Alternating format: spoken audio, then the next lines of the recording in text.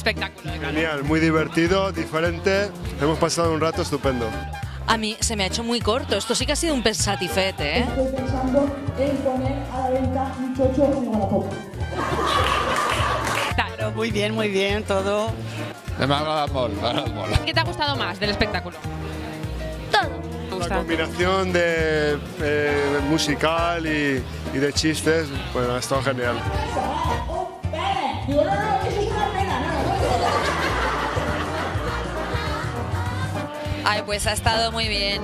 Ha tenido un ritmo muy vivo. No sé, ha estado muy dicharachera. Me he reído un montón, la verdad.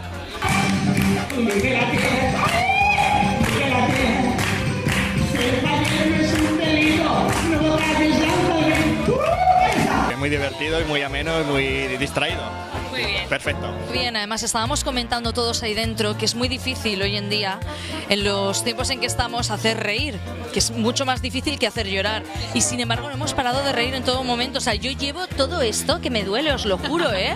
Bueno, a Carol Tomás, si os queda alguien por verla, yo os recomiendo totalmente que vengáis a ver el espectáculo, sobre todo porque creo que los tempos de la comedia y el ritmo y el jugar con el absurdo de esa manera es tan difícil de encontrar, y Carol la verdad es que lo domina a la perfección.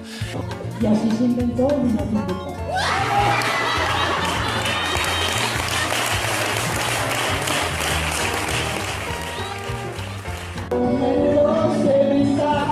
Yo me quiero divorciar y saber lo que es al fin la libertad. Es divertido, se pasa muy rápido el espectáculo y yo lo recomiendo al 100% porque, bueno, a mí me ha encantado, yo soy muy fan. Enhorabuena, Carol Tomás, porque de verdad que es totalmente recomendable. Míralo, ven aquí, la pelotita, nene.